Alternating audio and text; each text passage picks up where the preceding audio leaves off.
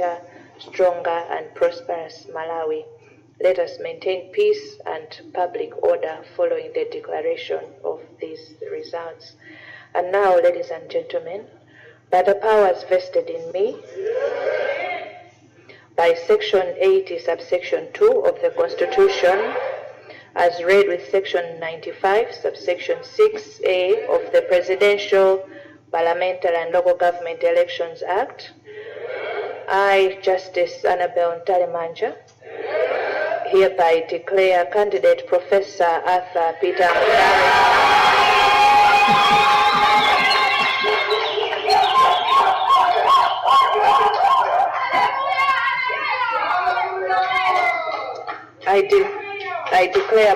I declare candidate Professor Arthur Peter Mutharika as the President-elect of and Justice Dr. Jane Mayemu Ansah AC retired as the President and Vice President-elect of the Republic of Malawi following the September 25 presidential general election. May God bless Malawi. Thank you all for your attention.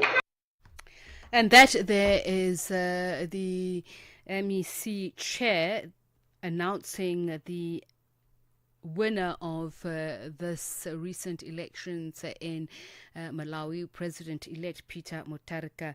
And 85-year-old Mutharika, of course, taking over from incumbent Lazarus Chakwera. We saw earlier on in a rare electoral political situation, Malawi's former President Chakwera accepting defeat to his predecessor this hours before this official announcements of the results, and he was saying that he recognizes Malawi's laws set a maximum of 50% plus one votes for a presidential candidate to amass to be declared the winner, or else two front-runners face each other in the second round. Chakwera has been in power since 2020, June 23, through court-sanctioned polls after a legal challenge by the incoming president's party tampered with some results sheets. And we're talking here about Peter Mutharika. So there's been an about-turn in that situation now. George Mango reports from Blantyre in Malawi. Few hours before the legally 8-day prescribed period for the Malawi Electoral Commission make to declare the presidential winner of the September 16 presidential election, President Lazarus Chakwera broke news, having conceded defeat. Chakwera, in his address to Malawians, thanked voters and Malawians in general for their support over the past 5 years. And so it is only right that I concede defeat out of respect for your will as citizens and out of respect for the Constitution. But regardless of whether or not you voted, and regardless of how you voted, if you are a Malawian citizen anywhere in the world, I want to thank you for conducting yourself throughout this election in a peaceful, orderly, and lawful manner. Malawians in Blantyre and other parts of the country saluted Chakwera for humbly accepting defeat before the actual announcement by the electoral body. Well, as a citizen of Malawi, it's very interesting that the majority of Malawi have spoken through voting by voting for another president who is the former president, Peter Mutharika. And it's very interesting and very commendable that the outgoing president, Chakwera, has conceded defeat, which is a rare moment. My views on the national address, which has been done by the outgoing president, Dr. Lazarus Chakwera, is that it has shown that our democracy is maturing in the sense that the outgoing president has conceded defeat before the actual announcement of the electoral results. That he is wishing well the incoming president, that is the president-elect, Professor Arthur Peter Mutharika. Chakwera's announcement dealt with tensions across the country because his Malawi Congress Party officials sought High Court legal judicial review against the 65% lead by Mutharika, who was ousted from power in 2020 through court-sanctioned fresh presidential pause. At the moment, former President Joyce Banda, who also contested in the pause, has extended her best wishes to Democratic Progressive Party DPP leader Peter Mutharika and his party for their apparent victory in this year's elections. So I am just so proud of my brothers that have taken steps to congratulate President Professor Arthur Mutharika and to understand that at the end of the day, when elections come, one person must win, and the rest of the leaders must stand prepared to walk side by side with that leader and his team as they implement programs from their manifesto. This is important because at the end of the day, what must be of great importance to us as leaders should be the people of the land. Chakwera has since instructed his office to ensure preparations for a smooth transition take over and that all officials leave the state residences within 2 weeks. Mutharika, brother to the late Bingu wa Mutharika, who ruled Malawi between 2004 and 2012, is now destined to be the next leader until 2030. George Mhango, Channel Africa News, Blantyre. And let's just continue in that vein, looking at Malawi's elections, the outcome. As you heard my colleague there, George, say that 85-year-old Peter Mutharika is the president-elect at 85 years old, and along with his deputy president. And also, George mentioning that Peter Mutharika is the brother of former Malawian President Bingu wa Mutharika. So these are some of the issues that we're going to tackle. We're looking at the fact that Peter Mutharika, 85-year-old, is taking over from Lazarus Chakwera, who himself was 70 years old. And we're asking this question in a nation with a median age of under 18, two septuagenarians and octogenarian candidates battling for the highest office, painting a very stark picture of the generational gulf in African politics at large. We speak about this, the gerontocracy being entrenched, to Samson Itodo, co-founder of Not Too Young to Lead in Nigeria. And we want to hear his organization's point of view, what they've done in Nigeria and what his views are. Samson, a very good evening to you. Thank you so much for speaking to us. First, if you could just give us thanks for having me. A brief understanding of how your movement is pushing for youth representativity at grassroots level, and if you could just then mirror what is happening in Malawi and your thoughts about the fact that Peter Mutharika at 85 is now going to lead Malawi. Yeah, so we've got an African continent that is dominated by young people, and the continent is considered young because the median age is about 19. And this is a continent that has majority of its population, dominated by young people. Unfortunately, these young people, are a political minority, and they've been ruled consistently by septuagenarians. So it is an anomaly. And it is really troublesome that the average age of African leaders, it's about 65. So it leaves us really wondering whether young people are making their numbers count or young people are voting more for older people. What it does suggest, there are three things. That one, the entire political process have been captured by political elites, and they continue to recycle themselves in office.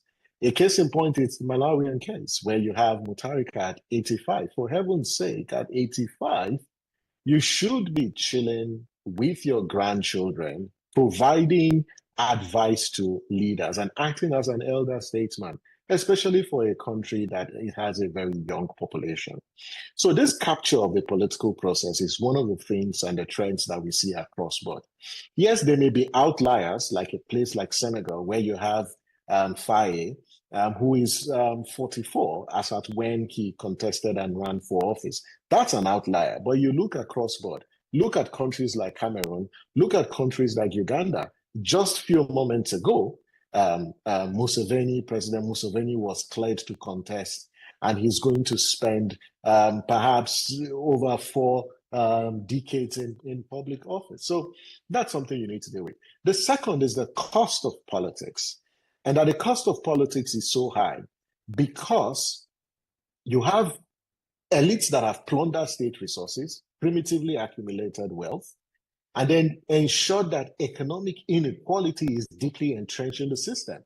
It makes it difficult for young people, women, and persons with disability to even aspire to run, because when you look at the cost, either to secure party nomination, to a large extent, they are very disempowered. So first, the foundation and the level playing field, it's not equal.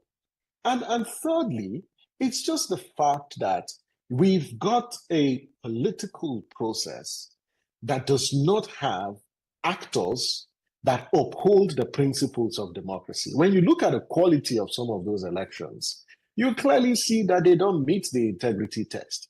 Because if you have a young person in a free, credible, and transparent elections who have the opportunity to contest, they are able to mobilize their peers, to secure political power. So these are some of the trends that we see across board. And I think that, yes, there may be outliers in places like Botswana, places like Senegal, but there's a lot more work that needs to be done in breaking the stronghold of old, expired politicians that don't want to leave public office. And I wish that their insistence of securing political power is to put food on our table, is to provide security, and ensure that we all have access to quality healthcare. Now, let me come in here, Sam. You mentioned obviously the dangers and obviously the negative effects of having this continual gerontocracy, but I want to look at the constitutional aspect of it. There's a minimum age for people to contest elections. Why is there so much silence on a maximum age? Should there, and is it feasible? Is it enforceable to say that there must be a maximum age for somebody who's running for elections out of the best interest of a country? We need somebody who's fit for purpose, one, who is also relevant in terms of the demographic that they're leading and their needs. Well, from a rights perspective, I don't think that we should have laws that criminalizes or limits, political aspiration. That's not the entire notion of suffrage, and the right to be voted and to vote and the right to be voted for. So from a human rights perspective, I wouldn't subscribe to proposals that you have thresholds for people to higher thresholds for people, and once they attain that age, they cannot run for office. I think what we need to do is to look at the political process. How are we encouraging younger people to get into politics? What spaces are we creating for them? How are we mobilizing people to stop voting for old politicians? When you look at what happened in Malawi, I think the next couple of months will give us opportunity to really interrogate whether the majority of the voters who chose Mutharika did so because they believe in his leadership capacity, or it was just Mutharika is nothing but a beneficiary of protest votes because of the anger that voters had with the Lazarus Chakwera's administration. So we've got to mobilize more people to think differently about who they vote for and parties that they vote for. But you cannot have these transitions if you don't have political parties that uphold the tenets of democracy and internal democracy within the parties. How are candidates nominated? Is it a question of the highest bidder and the highest spender? These are the bigger questions that we should be having. But I think that when people get to a certain age, it's just honorable when you become an elder statesman, take a back seat, allow younger people who have the stamina, who have the agility, who have the resilience, the innovation to lead, and don't subject your country to another term, of stunted growth when younger people would have done transformative stuff if given the opportunity. You mentioned earlier on the cost of being recognized as eligible as a representative to contest elections. There's also the issue, you spoke about candidates who should be honorable enough to stand back, but let's face it, patronage begets or corruption begets patronage, because there is this story that we're sold that with age comes experience and wisdom, and clearly we're not seeing a lot of that, particularly in terms of the high levels of corruption. What is the African Youth Charter then for? Shouldn't activists be doing more work to convince the electorate that not necessarily that you have to vote for somebody who looks like you, but who serves your purpose? Mm-hmm. No, absolutely. I totally agree with you that there's a great need of political socialization, that we need to make huge investments. And it's helping people make informed choices when they go to cast their votes. That when you think about the choices that voters make, it shouldn't be driven by emotions. It should be driven by, informed choices that are based on your knowledge and your understanding of the competence of that particular individual. That is one. So you need that level of socialization. Secondly, I think that there's also a dimension to this where people want to die in public office because they don't see, what life looks like out of power. And this is at the heart of our problem, because the likes of Paul Biya has been in power for all his life, and he doesn't think that there is life after office. We've got to demonstrate to those folks that there is life after office. And the way to do that is the likes of the African Union, the likes of regional bodies, to create programs where these people can transition to.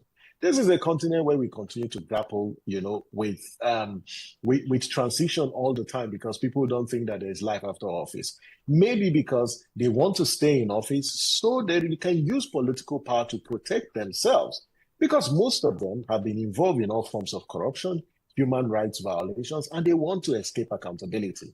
It then behoves on we, the people, to resist that.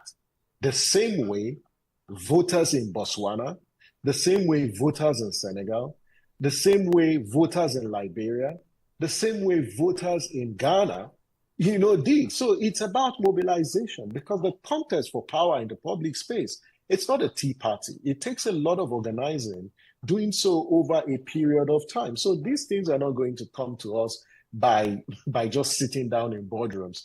It's going to take organizing at the grassroots, at every level, getting people to see why they need to do things differently. Samson, and these things reflect to their political choices. Just as a final question, and I'm talking about the legality of what we're seeing in a lot of African countries, these dynastic governments rather. Is that legal, A? And what is the role of regional bodies when you say there needs to be stronger mobilization? And surely there must be some adherence to regional protocols where there's this entrenchment of elitism of leaders. How legal are these dynastic rulers that we keep seeing time and again on the African continent?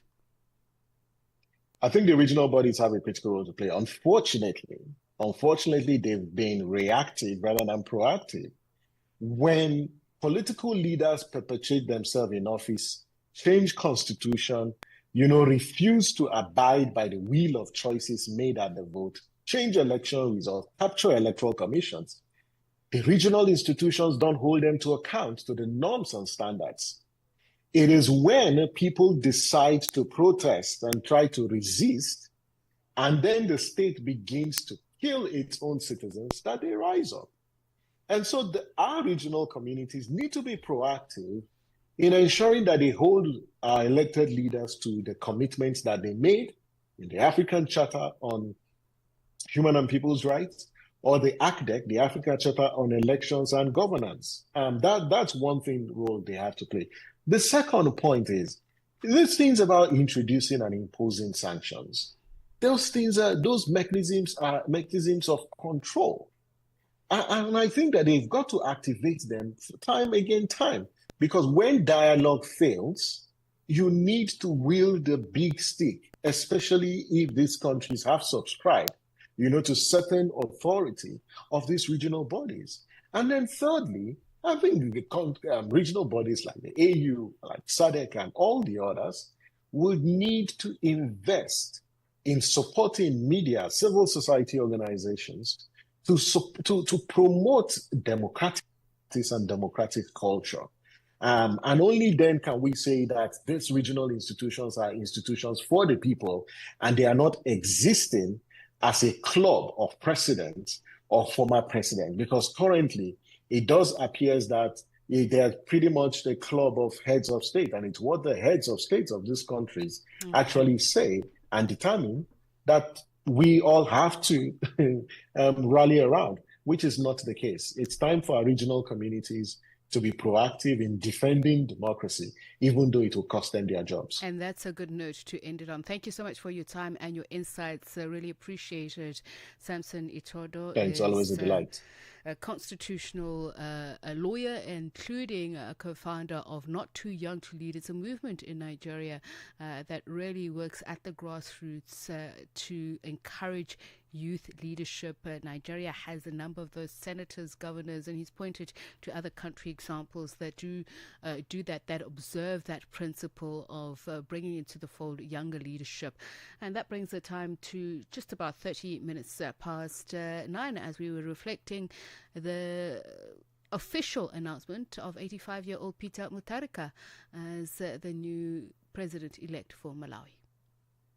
Africa Update on Channel Africa with Lulu Gabu. Mozambique's opposition leader Venancio Mondlane has been charged with incitement to terrorism and disobedience. He faces a total of 5 charges. The charges relate to post-election violence that left hundreds of people dead. What punishment is he looking at? The most severe charges are 2. One is incitement for terrorism, and also is being charged for mobilizing people for terrorism during the protests. These charges are really serious and severe. If he is condemned, is found guilty, he could serve 10 years plus years in jail, meaning that he would be banned from political participation, mainly for the 2028 and 2029 electoral cycle. The director of CDD, the Center for Democracy and Development, Adriano Novunga.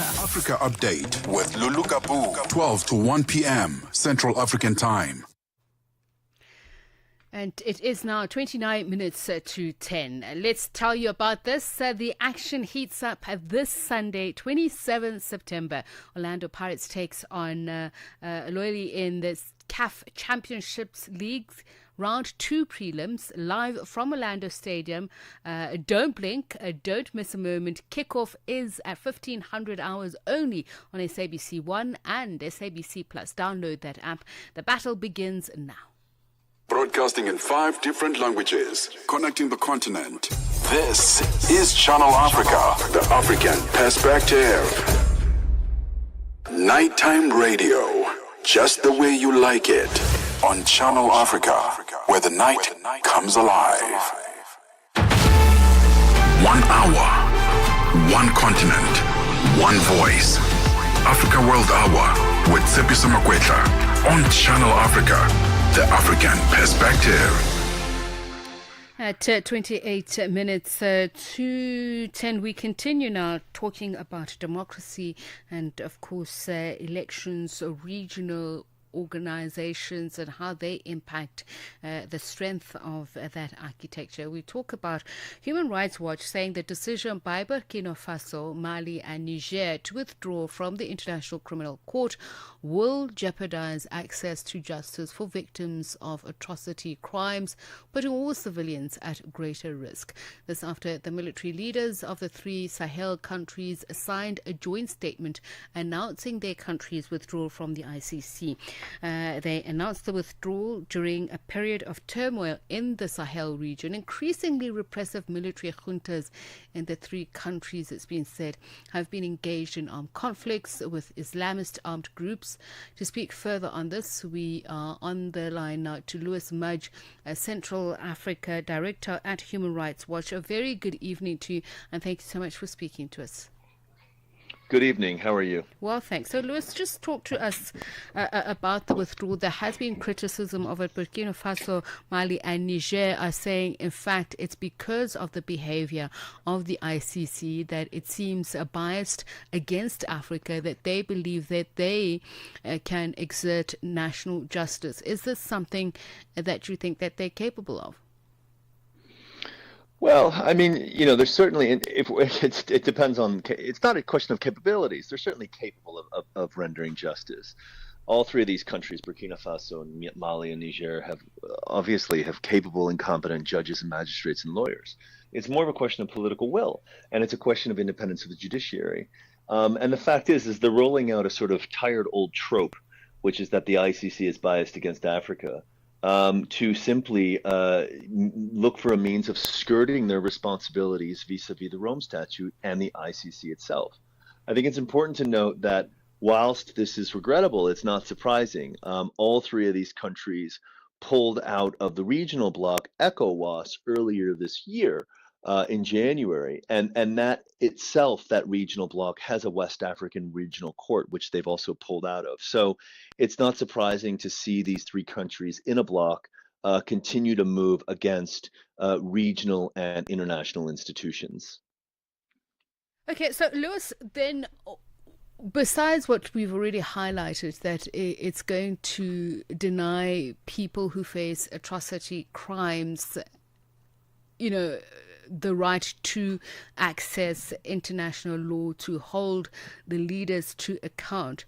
Looking at the Sahel region at the moment and the complexity of the conflicts, particularly in all three countries, given the fact that there is a cross-border insurgencies, how would this work? You say it's not that they don't have the capacity. How would they navigate this, though, if they were to be effective? Look, I think this is more of a reflection of the fact that the three of these countries, these are three countries which have had military juntas take over. All three of these countries underwent coup d'etats, and the respective leaders of these new countries and their executive committees clearly have demonstrated that they want to resolve things in terms of the battlefield and not to have anything adjudicated in the courts. There are armed Islamists, notably an Al-Qaeda spinoff known as Janim, and there's ISIS remnants, ISIS Sahel remnants operating particularly in Mali and Burkina Faso. And these groups are undoubtedly committing serious crimes against civilians. But I think the reason why we're seeing them pull out of the ICC and of ECOWAS is because of what their own soldiers are doing to civilians as well. So these are Malian and Burkinabe, primarily, to a lesser extent Nigerian soldiers, what they're doing to their own civilian population, particularly targeting Fulani ethnic group and the killing of civilians. So I don't think we're going to see any advances in terms of judicial initiatives in these three countries now that they've pulled out of the ICC. Whilst they might be using language saying we're perfectly capable of doing this ourselves, I think what we'll be seeing is a continuing shrinking of an independent judiciary in these three countries. We won't see any accountability for national troops for the crimes that have been committed against particularly the Fulani, but other civilians. And I think as a spin-off, we'll continue to see a shrinking of the media space in these three countries and of the civil society space in these three countries, which we've already been noting since the juntas really took power. Journalists are less and less open to speak the truth about what's happening, and civil society groups are less and less engaged because it's a risk. But could this also be an opportunity for the ICC, because part of its mandate is to help capacitate the judicial infrastructure in the countries that are signatory to it?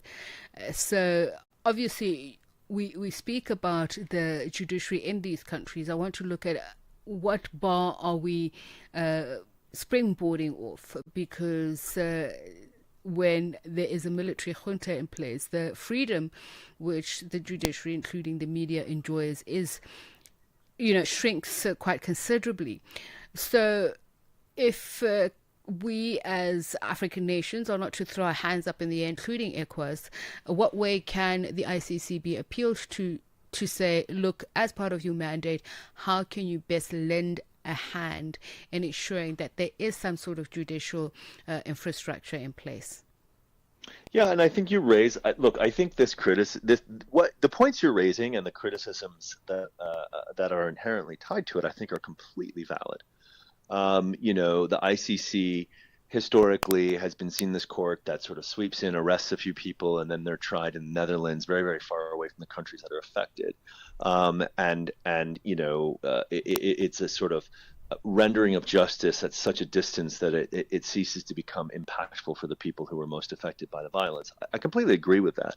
The ICC has taken note of that, and they have sought to change their ways. I think more recently you see a real degree of collaboration in the Central African Republic between the International Criminal Court and a special hybrid mechanism in the Central African Republic and the national courts. And you're seeing right now, as crimes are unfolding in the Congo, you're seeing the ICC engaging in a much more meaningful way with the national judiciaries.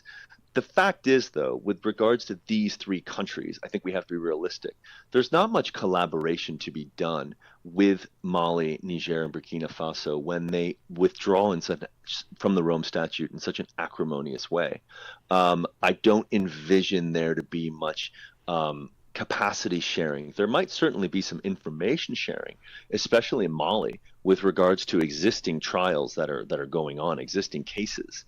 There's still one Janim leader who is indicted by the ICC who's at large. So there might be some sharing of information in that regard once they actually do withdraw from the ICC. It's important to note they only announced this withdrawal. The actual withdrawal takes place in a year.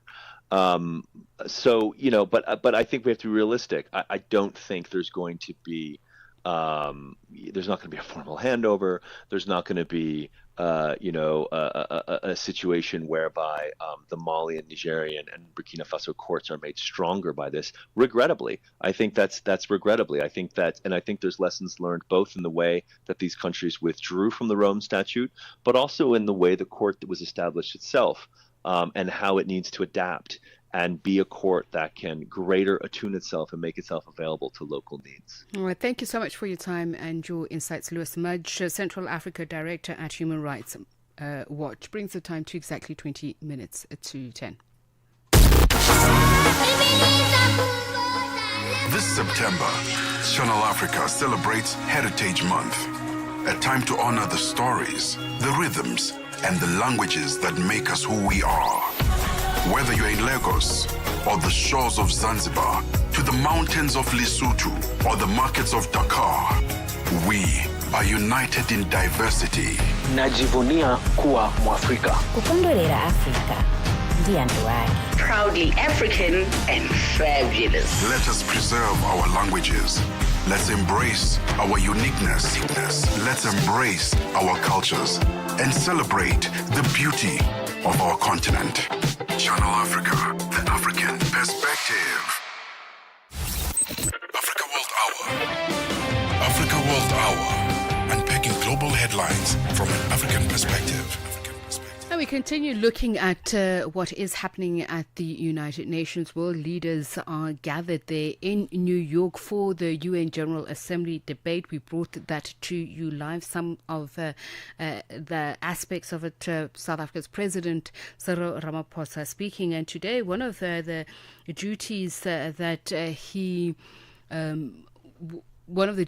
he carried out was chairing a meeting of the Global Leaders Network, where we also saw major pledges made by the Gates Foundation earlier on in the week, particularly in the realm of women, children, and adolescents health. And today we look at Kenya as a case study.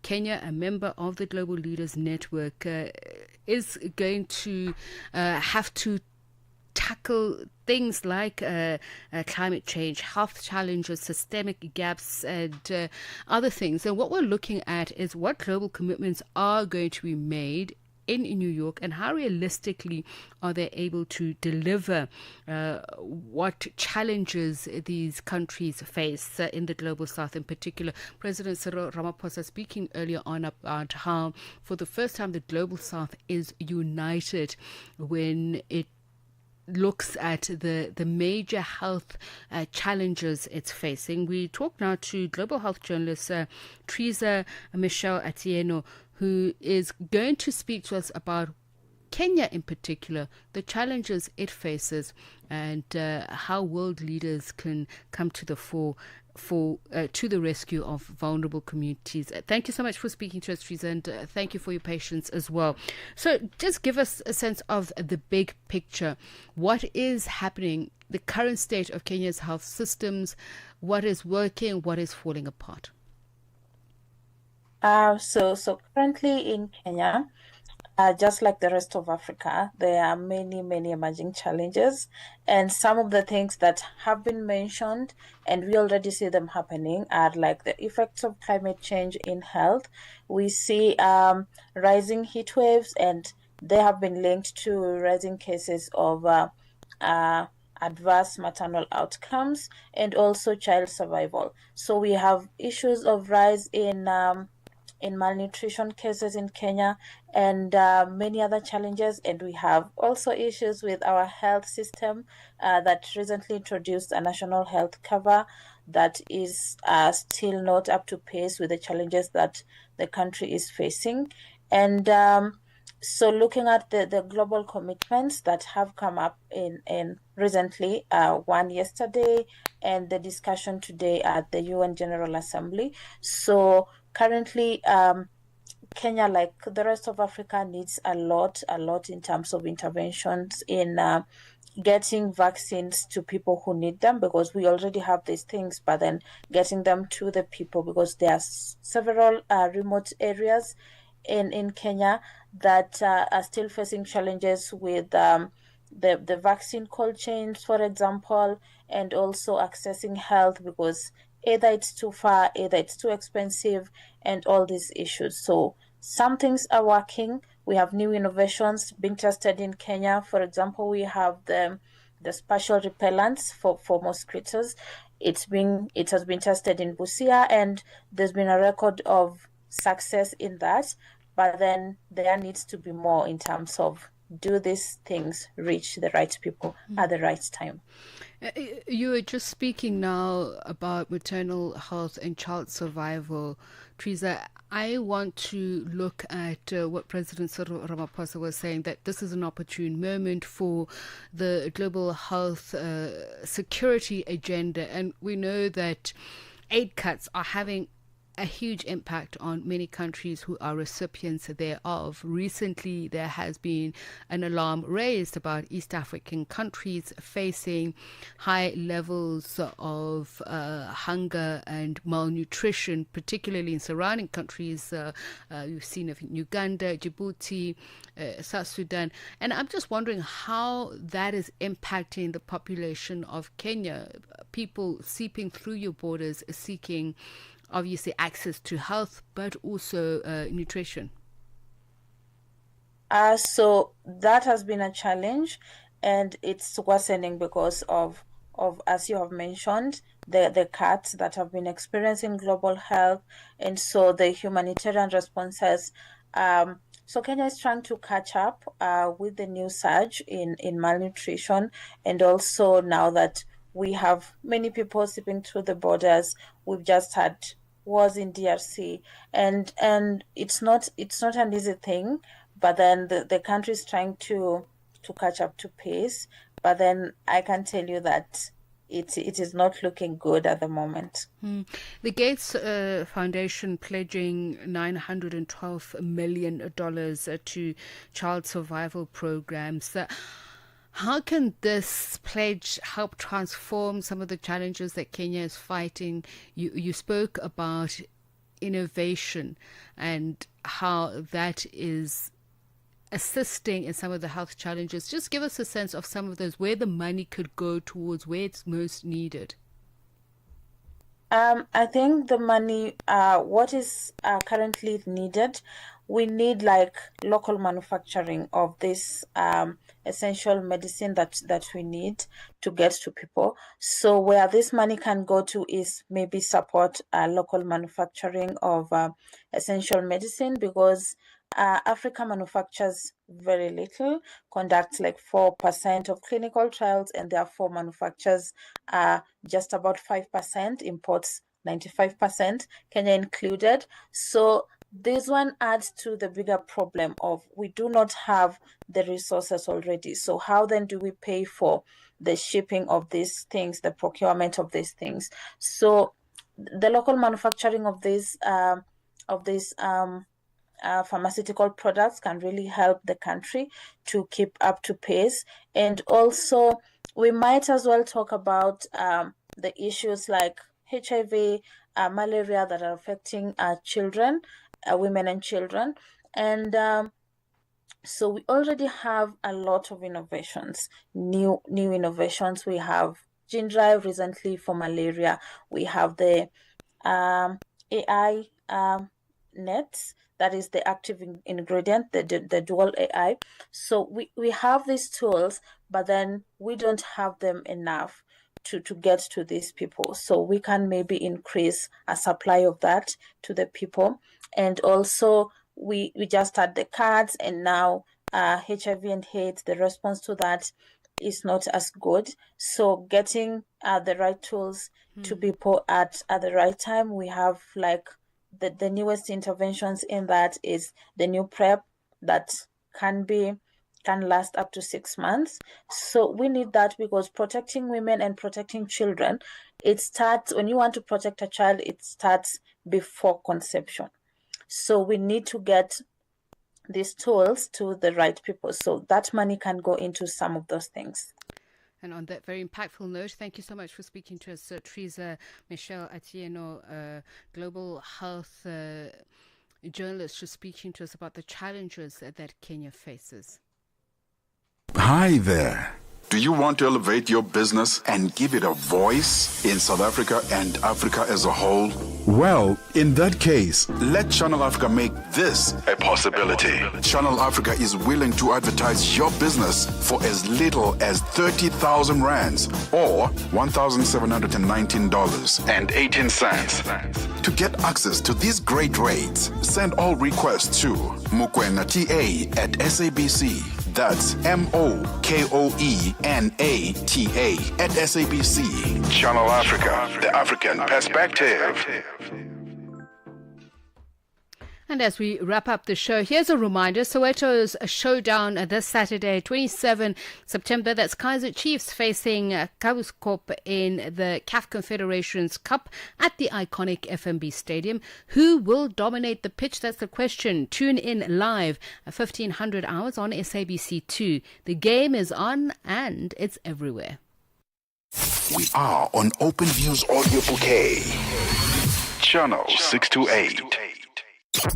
Mornings made better with Peter and Asanda on Rise and Shine, weekdays 6 till 9. Malawians go to the polls next week in a high-stakes general election where citizens will choose a new president and 229 members of parliament. And this comes 5 years after the country's 2019 election was annulled by the Constitutional Court due to widespread irregularities in a landmark decision that overturned the victory of the then President Peter Mutharika. Kwabila. I'm not saying we're a perfect government. No, nobody is. I mean, we've seen even South Africa facing challenges with the fuel that's going up and with whatever challenges. But you know what? When you are dealing with an IMF policy that says do not employ so many people because you are going to become a welfare government and all of that, and Dr. Chakwera said I've got high numbers of unemployment. As a government that is answerable to Malawians, we have found IMF policies wanting on many issues. We believe the people who pay us taxes to put us in our positions, we owe them employment at the minimum. That's Dr. Jesse Kwabila, who's the Minister of Higher Education in Malawi.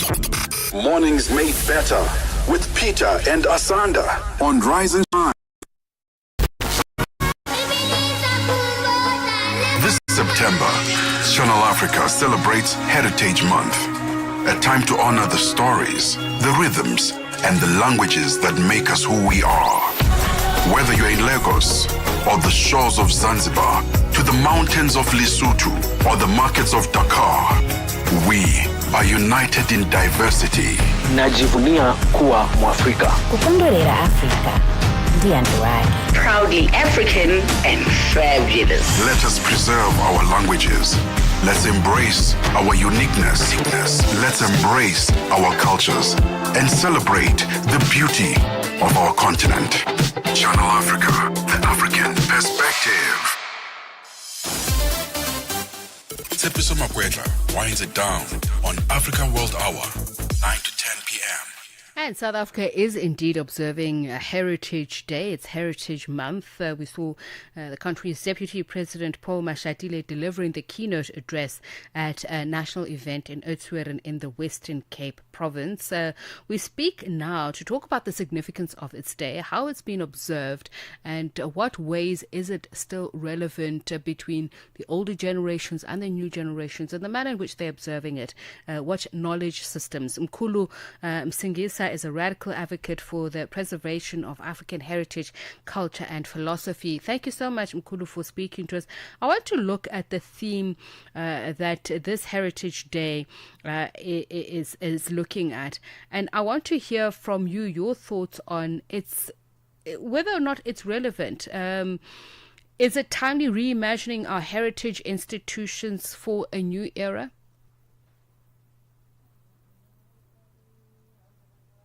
Yes, and of course.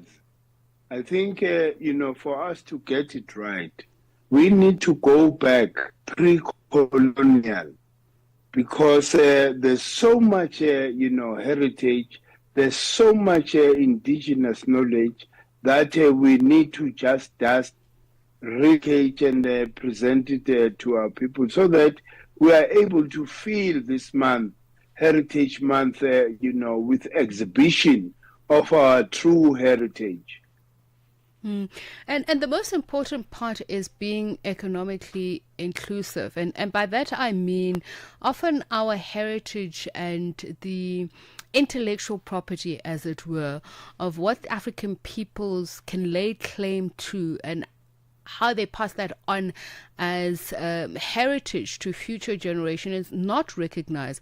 What would you say on what South Africa can do and Africa as a whole? I think, Africa as a whole should recognize its, heritage. As an example, here in South Africa, we have the oldest stone calendar in the world there at Inzalo Elanga. We've got to recognize that and, try and clean that place so that, it's in a state that it's desirable. Currently, we go there every year, but it's in a terrible state. And this is one of the most sacred sites in the world. And, we don't do anything about it. Government doesn't know about it. Government doesn't talk about it. Government doesn't promote it. It's only individuals, that do that. As I'm listening to you talk about the need to maintain and clean up the physical, spiritual sites, I'm wondering about the intangible, the spiritual sites. There are no museums that are embedded in people here, and I'm talking about young people. with technology and everything that occupies our minds, how do we make sure that our generation actually celebrates that which they don't know, but don't see it as old, but something that can actually move them on to the future that they want? I think, what will move them is to be able to give them the proper foundation. As an example, of that, most of our children not our state was African. That is the relevant content of them, because a lot of them are crying and say that all nations have their own calendar, yeah. But we as African people, which what other people are doing, we've got to stem up African calendar. We've got to promote this that falls on the 23rd of September. I think that is relevant, information and content, that they can consume, so that they are able to realign. And unfortunately, it does seem like that connection is a very poor one. Hopefully we will get to speak to Mkhulu again. Mkhulu Msingisa, it's got very valuable information to speak to the issue of heritage culture. It's attainment and maintenance. Brings the time now to a minute and a half to African Diaries. On this, it is actually Heritage Day. Do you realize, I don't know if this happens to you, when people tell me about public holidays, I say, what? Yeah, no, I'm completely lost. Right? Someone was like, Happy Heritage Day, and I'm like, because okay. we're always working. All right. I get the significance of the day. However, the celebration, the not going to work, and the relaxation, we don't really get much of. We don't. We really don't. At all. At all. Don't be so diplomatic. Listen, I'm trying to. What if management is watching? Let's talk about what we're going to be talking about on the show today. Listen, you're talking about the preservation of culture. Interestingly enough, we're coming in with interracial couples and how this plays its role in society. I mean, we've seen quite some very interesting facts, and not just interracial couples, but interethnic couples. Because I don't think that that's a chat we have. We assume that because you're black and I'm black, it's going to work out. Not really. Not really. Practices of West Africa might not be something that an East African is willing to accept. And we've seen very many people split because of culture. And so that will be the focal point. In the first hour, we talk inter-ethnic relationships, marriage, how to navigate that. And of course, in the second hour, we have a lovely couple that will be joining us, the Dlaminis, that I understand, Wandile Dlamini is from South Africa, and his lovely wife is a foreign national who is of Caucasian descent. And they will be joining us and just talking us through their life, their experiences, perhaps even giving us a few wise words of counsel for those who want to experience different races on that caliber. And it's such an interesting, across the globe, there are cultural things that could be offensive, that are offensive from one culture to the next. Yeah. And so can you imagine what a huge conundrum it is when you're in an intimate romantic relationship, whereas just as somebody walking on the street and you are waving in a particular way that is offensive to the next person. I think the first time, what press conference were we watching when somebody threw a shoe at a high level politician, and the analysis then broke it down on why this is the worst insult ever. Yeah. Whereas we just see it as a physical attack. Like, yes. No, it's bigger than this. There's spiritual things that accompany all of that. So that's very interesting. Learning those little tidbits from the very beginning. Yeah. Must be quite something. You're busy studying before you meet your in-laws. Imagine. It's not even just the in-laws. It's you and this person in relationship on the daily. When you think of your children, who takes what? What parts of our heritage will be consumed and practiced by our children? Well, we'll listen up. Thank you very much, Shayla and Kumana. It's time for African Diaries from us. It's good night.